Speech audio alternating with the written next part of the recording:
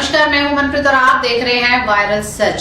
स्वागत है आप सबका हमारे खास कार्यक्रम शख्सियत में। और आज हम आपकी मुलाकात कराने जा रहे हैं एक ऐसी समाज सेविका से जो कि बहुत ही आप कह सकते हैं दुनिया से परे। बहुत सारे ऐसे लोग हैं जो समाज सेवा तो कर रहे हैं बट वो आगे नहीं आते, फ्रंट लाइन पे नहीं आते। बट वायरल सच का एक प्रयास है, कोशिश है कि उन लोगों को भी अप्रिशिएट किया जाए जो समाज के लिए कुछ कंट्रीब्यूट कर रहे हैं। तो इसी के चलते आज हम बात करने जा रहे हैं डिंपल मुर्गई जी से, जो कि सोशल वर्कर है और जो एक स्कूल रन कर रहे हैं अभी। और ये स्कूल उन लोगों के लिए नहीं है या उन बच्चों के लिए नहीं है जो बहुत हाई प्रोफाइल है, बट ये उन बच्चों के लिए है जो स्लम एरिया में रहते हैं, जो गार्बेज पिकर है, जो कूड़ा उठाने वालों के बच्चे हैं या रेहड़ी वालों के बच्चे हैं, उनके लिए ये एक स्कूल रन कर रहे हैं। तो आइए इनसे बात करते हैं कि कैसे मोटिवेशन मिला इनको और कितना टफ रहा ये सारा फेज इनके लिए। तो आइए बात करते हैं डिंपल जी से।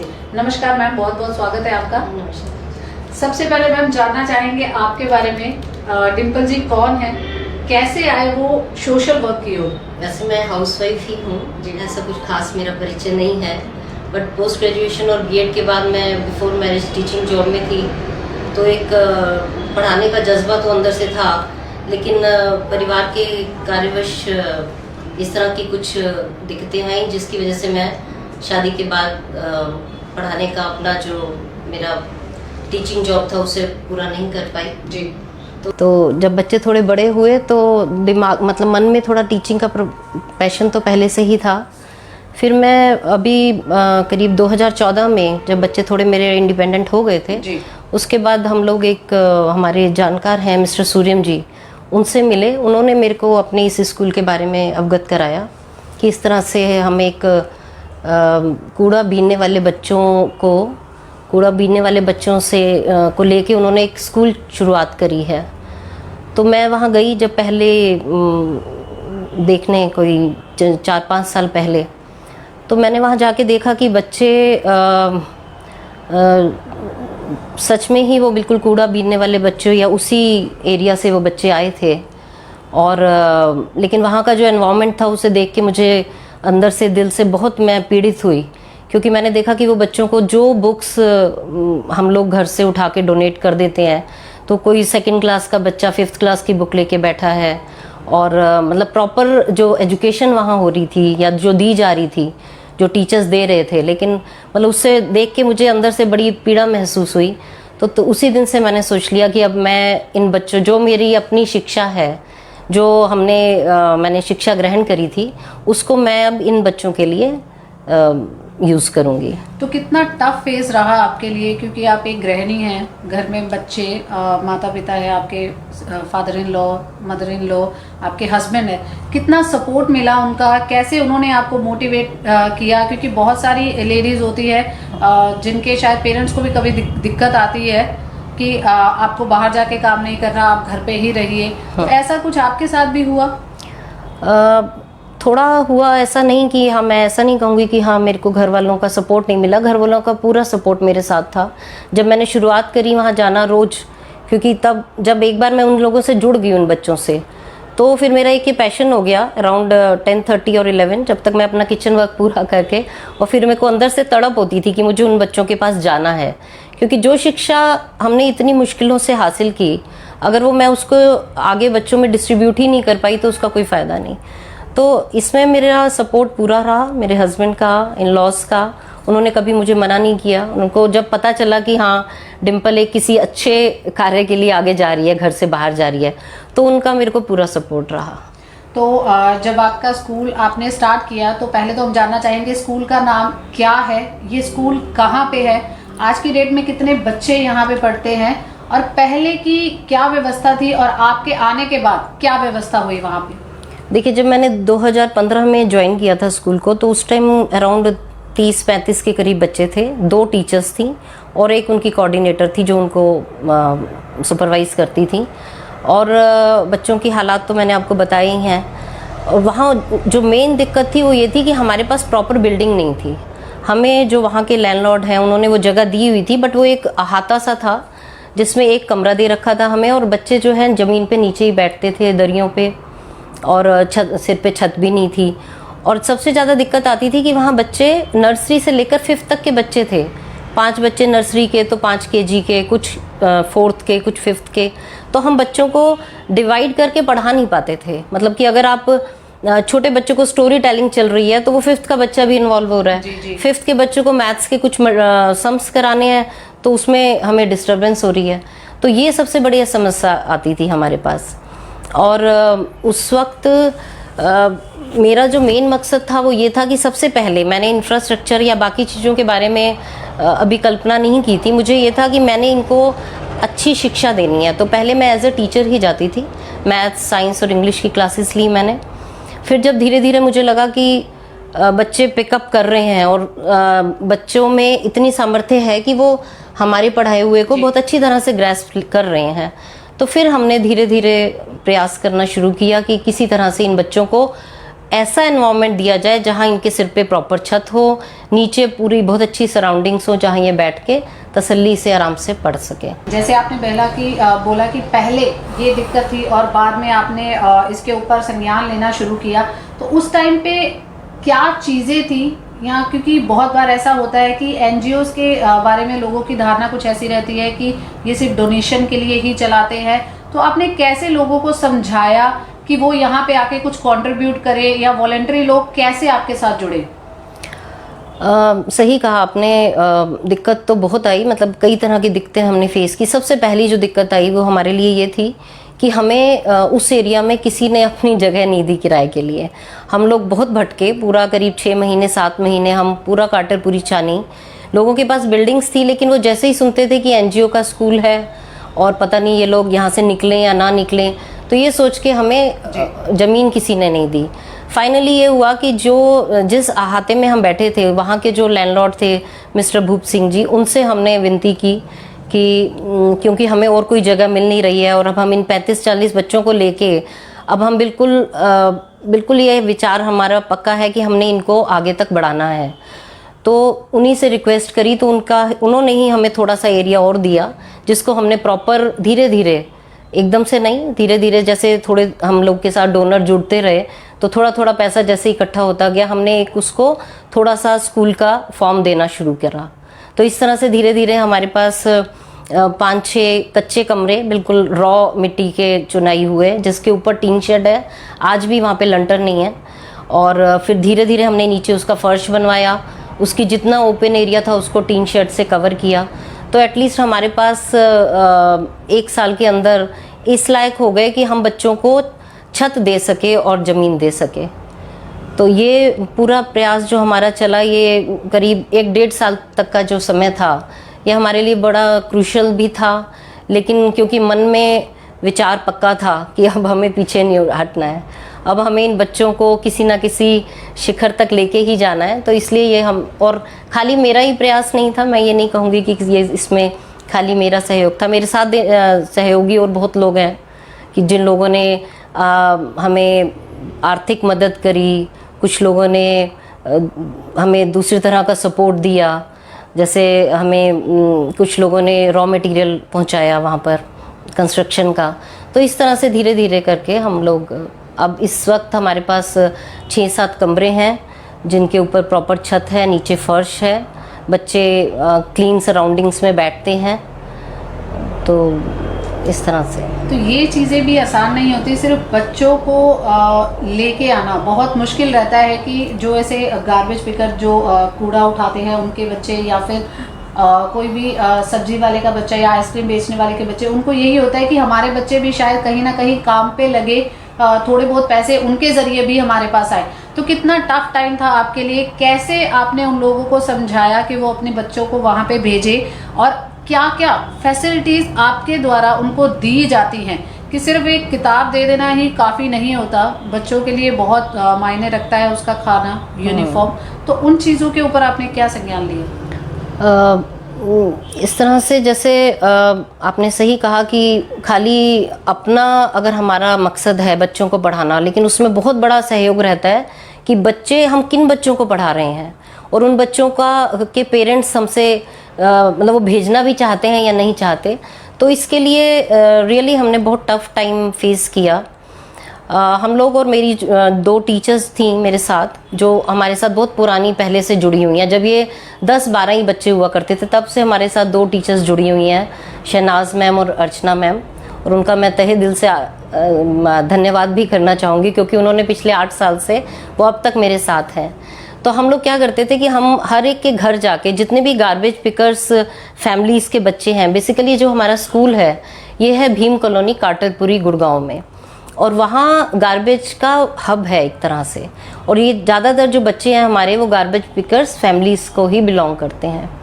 अब क्योंकि उन परिवारों को ये रहता था कि अगर हमारा बच्चा कूड़ा उठाने जाएगा पूरे दिन तो वो करीब 30, 40, 50 रुपये कुछ तो कमाएगा, तो वो ये सोच के वो हमें बच्चे को स्पेयर नहीं करते थे।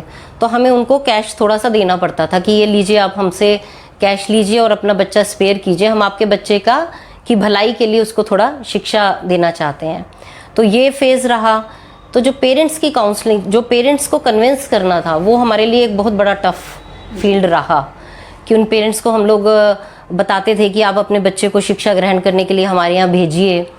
फिर धीरे धीरे जब उन्होंने देखा कि और जो बच्चे जाते थे हमारे यहाँ, वो हमने उनको यूनिफॉर्म देनी शुरू करी, प्रॉपर स्कूल का बैग, स्कूल टिफ़िन, और हमारे यहाँ एक छोटी सी किचन है जिसको हम पिछले 8 साल से मेंटेन कर रहे हैं, और वहाँ एक हमने लेडी रखी हुई है जो खाना बनाती है, गैस है प्रॉपर, बड़े बर्तन हैं जिसमें पिछले 8 साल से हम बच्चों को मिड डे मील देते हैं। और ये एक बहुत बड़ा प्रलोभन कह लीजिए इसे, कि उन पेरेंट्स के लिए एक बहुत बड़ा ये पॉइंट था कि हमारा बच्चा एटलीस्ट एक टाइम पूरी बहुत अच्छी न्यूट्रिशनल डाइट लेता है। तो ये पेरेंट्स के लिए एक बहुत बड़ा पॉइंट रहा कि हाँ, इनको रोज़ वहाँ पे जाके खाना मिलेगा।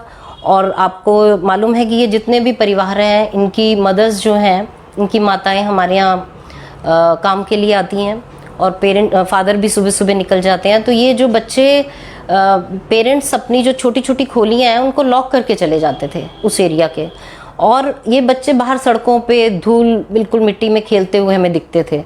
तो उनको जब लगा कि ये एक इतना सुरक्षित एनवायरनमेंट इनको मिल रहा है, जहाँ इनको न्यूट्रिशन, जहाँ इनको प्रोटेक्शन और उसके साथ साथ एजुकेशन, तीनों का बहुत अच्छा समन्वय मिल रहा है।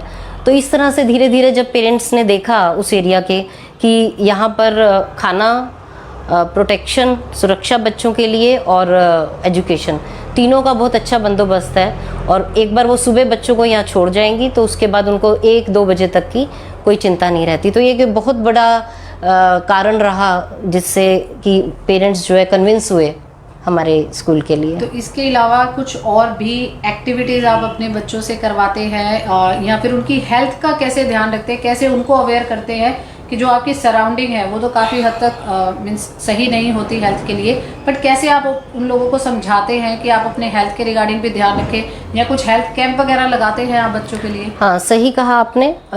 हम लोग देखिए, ये बहुत बड़ी एक जिम्मेदारी होती है। अगर आप किसी के बच्चों को, आपके पास 50-60 बच्चे हैं, वो भी किसी और परिवार के बच्चे हैं, तो एक बहुत बड़ी जिम्मेदारी बन जाती है उनके स्वास्थ्य की, कि किस तरह से हम उनका पूरा सैनिटेशन। तो इस तरह इस के रिगार्डिंग हम छोटे छोटे वर्कशॉप्स कराते हैं, डेंटल चेकअप होता है बच्चों का, सैनिटाइजेशन पे वर्कशॉप्स होती हैं, और उनको नॉर्मल भी हम क्लीनलीनेस पे बहुत अच्छा, हमारी टीचर्स को हमने ट्रेन करा कि आपने सिर्फ एजुकेशन ही नहीं हमें देनी बच्चों को, खाली शिक्षा ही हमें नहीं देना बच्चों को, हमें उनको और भी समाज की जो छोटी छोटी कुरीतियाँ हैं उनसे भी हमें उनको अवगत कराना है और उससे उनको बाहर निकालना है, जिसमें सफाई एक बहुत बड़ा चीज़ है। जिससे कि क्योंकि ज़्यादातर जितनी बीमारियां हैं, और जिस एरिया में हम बैठे हैं वो बिल्कुल स्लम एरिया है, वहाँ पे आप सैनिटाइजेशन के नाम पे मतलब बहुत ही कम नॉलेज है लोगों को। तो इस तरह की छोटी छोटी वर्कशॉप्स हमें करानी पड़ती हैं, और हमें ये मैं मतलब बताते हुए बहुत गर्व महसूस कर रही हूँ कि जिन दिनों डेंगू और मलेरिया फैलता है तो हमारे यही बच्चे, जिनको हम सैनिटाइजेशन के बारे में बहुत अच्छा बताते हैं, वो अपने घरों में जाके अपने छोटे छोटे कूलर्स या भरी हुई बाल्टियाँ कि कहीं पानी ना जमा रहे, जब अगले दिन बच्चे आके बताते हैं कि मैम आज हमने जाके स्कूल की, अपने घर की सफाई की, अपने पेरेंट्स को भी अवेयर किया, तो मतलब वो सुनते ही हमें ऐसे लगता है कि जैसे हमारी जो इतनी तपस्या है मतलब उसका हमें बहुत अच्छा फल मिला। तो यहाँ पे जो आप बच्चों को पढ़ाते हैं वो मीन्स कोई मान्यता के अकॉर्डिंग पढ़ाते हैं या कैसे आप उनका सिलेबस प्रिपेयर करते हैं, और जो बच्चे यहाँ पे पढ़ लेते हैं तो उसके बाद आगे एजुकेशन आप उनको कैसे देते हैं, या मतलब किसी स्कूल से आपका टाई अप है, कैसे करते हैं आप आगे काम? हाँ, इसके बारे में मैं एक छोटा सा प्रकाश डालना चाहूँगी कि जब आज से 4-5 साल पहले मैंने इस संस्था को ज्वाइन किया था तो तब यहाँ पे कोई सिलेबस कोई किसी पर्टिकुलर बोर्ड को ये फॉलो नहीं करते थे, और यही कारण था कि ये एक ही जगह पे एक ही धुरी पे घूमना जिसे कहते हैं ना, कि ये आगे की तरफ बढ़ नहीं रहे थे। पढ़ते थे बच्चे, रिटन वर्क बहुत मिलता था। तो ये चीज़ मैंने जब नोटिस की तो तभी मैंने सोच लिया था कि इनको हम लोग कोई ना कोई एक बोर्ड फॉलो करेंगे। एफिलिएशन नहीं लिया, लेकिन हम लोग CBSE बोर्ड को फॉलो करते हैं, उनका सिलेबस फॉलो करते हैं, उनकी जो भी बुक्स हैं उनको फॉलो करते हैं। और इसमें मैंने अपनी टीचर्स को ट्रेन किया, क्योंकि टीचर्स जो है हमारी वैसे बहुत लॉयल हैं और बच्चों की और पेरेंट्स की साइकोलॉजी बहुत अच्छे से जानती हैं, क्योंकि वो उसी एरिया को बिलोंग करती हैं। लेकिन एजुकेशन वाइज और उनकी अपनी जो एबिलिटी है वो थोड़ी उस लायक नहीं थी, तो उसको हमने उनको ट्रेनिंग दी टीचर्स को, और उसके बाद CBSE बोर्ड फॉलो किया और हिंदी मीडियम से मैंने इंग्लिश मीडियम पे स्विच किया, क्योंकि एक कुछ सालों के बाद जाके तो ये इन बच्चों को हमें वो ही फेस करना है जो बाहर का कर्म क्षेत्र है। जो जब ये आज से 10 साल बाद बच्चे निकलेंगे तो इनको उसी भीड़ को में और या उसी को कॉम्पीट करना है उसी भीड़ के साथ। तो इसलिए मेरा मकसद था कि इन बच्चों को थोड़ा सा इंग्लिश की नॉलेज भी दी जाए। तो इस तरह से हमने इनका curriculum, syllabus, proper time table बनाया, हॉलीडेज कब देनी है, तो इस तरह से हमने पूरा इसको बहुत अच्छे से रेगुलेट किया। और इस कंसर्न में मैंने अपनी टीचर्स को धीरे धीरे बीच बीच में ट्रेनिंग भी दी। और इस एक चीज़ और आपको बताना चाहूँगी कि एक संस्था है, सिल्वर स्किल एक कंपनी है उद्योग विहार में, जो कि हमारे बच्चों को कंप्यूटर एजुकेशन देती है। उसके लिए वो लोग अपनी कैब्स भेजते हैं, वीक में 2 दिन 2 बैच चलते हैं हमारे, basic group and advance group. दोनों दिन उनकी कैब आती है और हमारे एक टीचर जाती है विद 10 और 15 स्टूडेंट्स, और for 2 hours they are taking computer education there. वहाँ वो लोग रिफ्रेशमेंट भी देते हैं, तो कंप्यूटर एजुकेशन इनको वहाँ से मिल रही है। बाकी हिंदी, इंग्लिश, मैथ्स और social sciences, science, drawing, music, इसकी एजुकेशन उनको हमारे यहाँ से मिलती है। तो बहुत सारे बच्चे ऐसे होते हैं कि उनको अदर एक्टिविटीज़ भी करवाते हैं, जैसे आप बात करते हैं कि लड़कियों को थोड़ा बहुत सिलाई का सिखाया जाता है, या दिवाली का कुछ है, तो मतलब क्या अदर एक्टिविटीज़ भी आप कुछ करवाते हैं इन बच्चों के लिए? आप ठीक कह रही हैं कि जैसे खाली एजुकेशन ही नहीं है कि इन बच्चों को खाली हमने शिक्षा ही देनी है इन विषयों पे। इसके साथ साथ हम लोग उनको हैंडीक्राफ्ट का कोर्स कराया। जो लड़कियां हैं या बॉयज़ हैं उन्होंने भी मेहंदी डेकोरेशन, मेहंदी लगाने की, जैसे हमने 10 दिन की एक वर्कशॉप करा दी। या एक और संस्था है वो हमें सुलेख, बच्चों को स्वर्ण अक्षर, जिसमें वो लोग सही से बच्चों को लिखना सिखाते हैं कि किस तरह से अपनी हैंड राइटिंग इम्प्रूव की जाए। इसके अलावा 1-2 वॉलेंटियर्स हैं जो कि बच्चों को, लड़कियों को क्रोशिया और निटिंग।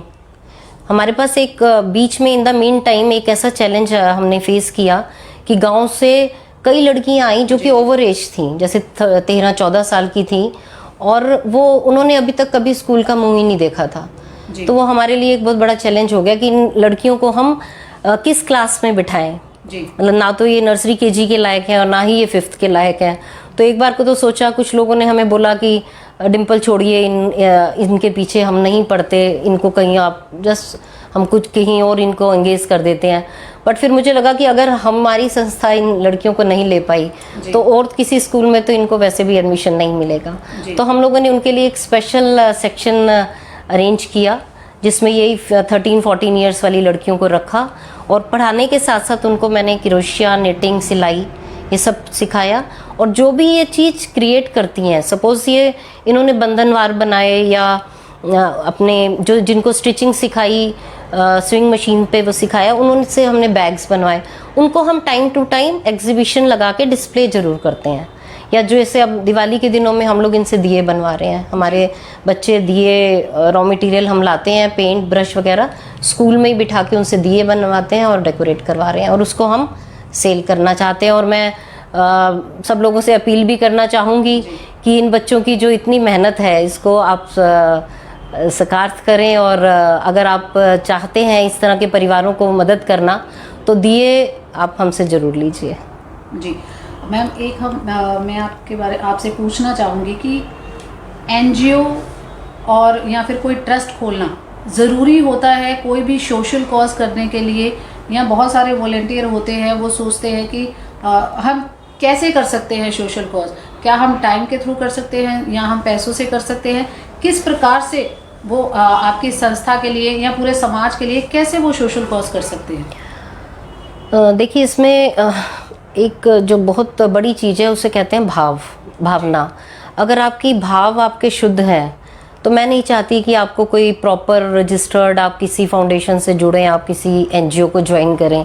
अगर आपके भाव शुद्ध हैं, आप दिल से सेवा भाव रखते हैं और आप चाहते हैं इस वर्ग की सहायता करना, जो कि शायद मेरे ख्याल से मैं कहना चाहूँगी एक युवा वर्ग को कि अगर हम शिक्षित हैं और हमारे पास जो भी भगवान का दिया हुआ सामर्थ्य है, तो उसको अगर हम डिस्ट्रीब्यूट नहीं करके जाएंगे, अपने साथ लेके जाएंगे, तो वो एक उसका कोई इस जीवन का कोई फ़ायदा नहीं है।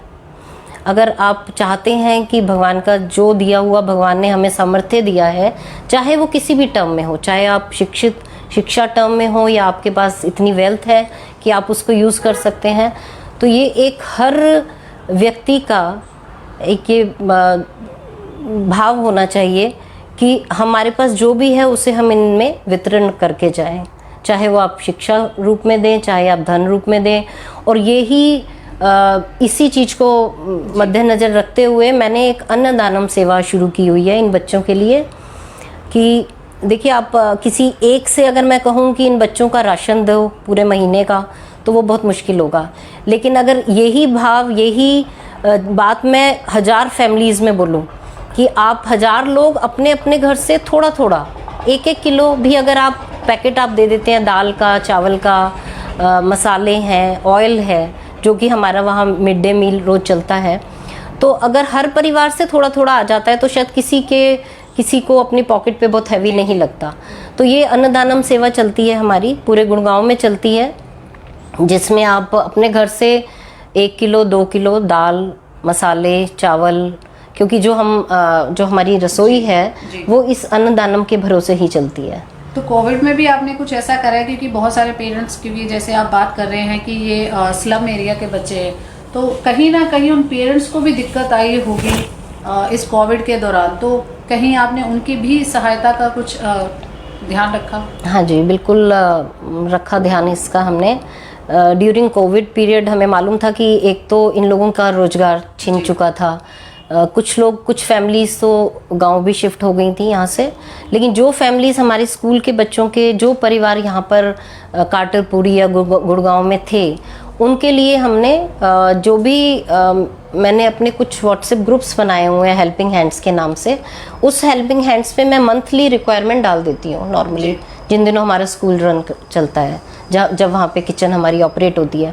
But during this Covid period, क्योंकि स्कूल बंद है तो हमारी किचन भी बंद है, तो इन दिनों हमने इसी तरह से हेल्पिंग हैंड्स में लोगों से गुजारिश की कि आप अपने जितना भी आप दे सकें किसी भी फॉर्म में, या आप कैश दीजिए या आप अपने घरों से कुछ अन्न दीजिए।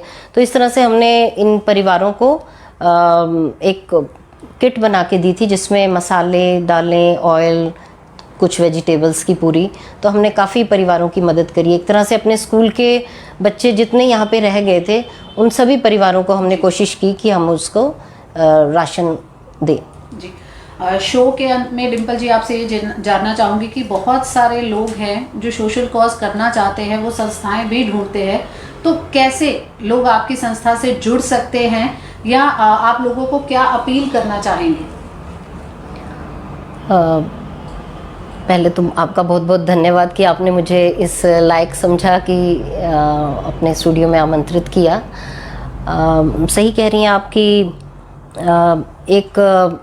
वैसे तो मैं इतना अपने आप को इस लायक नहीं समझती कि मैं बाकी लोगों को कुछ बता सकूं या किसी तरह का कोई मैसेज दे सकूं, लेकिन हाँ, जो अब हमारा युवा वर्ग है, जो यूथ है, उनको मैं एक ये मैसेज ज़रूर देना चाहूँगी कि जब आपका अगर आप कुछ करना चाहते हैं जीवन में, आपने अपना माँ बाप आप बहुत अच्छे समृद्ध परिवार से हैं या आप इस तरह के परिवार से हैं कि जो आपने अपने जीवन काल में सब कुछ देखा है, और जब तक आप अपनी इस खुशी को बाकी लोगों से बांटेंगे नहीं, तब तक उस खुशी का कोई मायना नहीं है।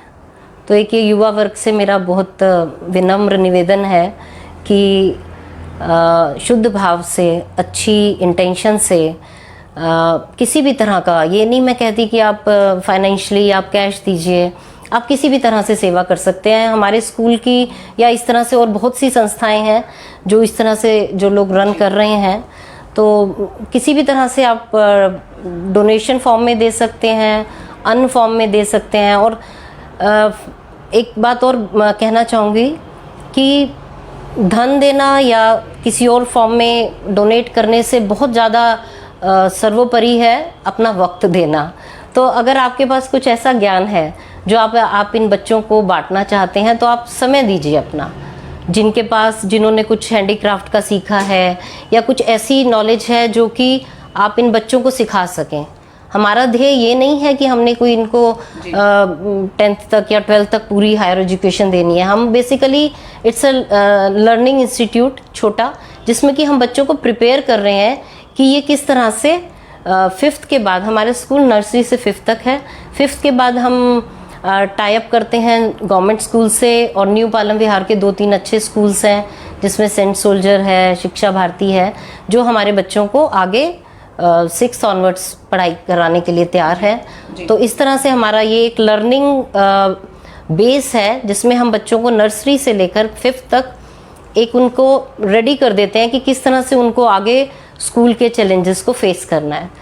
तो एक यही विनम्र निवेदन है कि आप आगे आइए, अपना समय दीजिए। अगर आपके पास कुछ ऐसा ज्ञान है जो आप इन बच्चों के साथ बांटना चाहते हैं, वो बांटिए, और मतलब इसमें आपको भी बहुत खुशी होगी। और जब हम अपने से किसी निम्न स्तर के लोगों की मदद करते हैं, तो आपका आभा मंडल, आपका ऑरा इतना इंक्रीज होता है, इतना बढ़ता है कि मेरे ख्याल से इतनी पॉजिटिविटी आती है कि जितना आप देते हैं उससे कई गुना ज़्यादा आपको प्रकृति देती है। अगर आप प्रकृति को अपना कोई भी ज्ञान बांटते हैं तो प्रकृति से आपको 4 गुना वो चीज़ आपको मिलती है। बहुत बहुत धन्यवाद मैम हमारे से बात करने के लिए। तो ये थे हमारे बीच डिम्पल जी, जो कि एक स्कूल रन कर रहे हैं। बहुत सही बात है कि अगर आप धन से सेवा करना चाहते हैं तो वो भी आप कर सकते हैं, मन से करना चाहते हैं या फिर किसी भी तरीके से आप डोनेशन करना चाहते हैं तो आप हमें नीचे कमेंट बॉक्स में लिख सकते हैं। आपको मैम का या इनके ऑर्गेनाइजेशन का नंबर प्रोवाइड कर दिया जाएगा। और सबसे बड़ी बात ये रहती है कि आप अगर अपना समय दे सकते हैं इस स्कूल को, हम ये नहीं कहते कि ये स्कूल बहुत अच्छा है, आप जाइए, खुद देखिए, जो आपको कमी लगती है उसको पूरा करने की कोशिश कीजिए। बहुत सारे लोग हैं जो पूरी तरह से समर्थ है, पूरी उनकी लाइफ बहुत सही चल रही है, बट अगर थोड़ा सा आप उसमें से किसी ऐसे व्यक्ति को दे, ऐसे बच्चे को दे जिसको उसकी सही मायने में ज़रूरत है और आगे भविष्य में वो इसी के ज़रिए एक ऊंचा नाम कमा सकता है, तो इस कोशिश को ज़रूर कीजिएगा। इसी तरह तमाम अपडेट्स के लिए बने रहें हमारे साथ और देखते रहें आपका अपना चैनल वायरल सच। नमस्कार।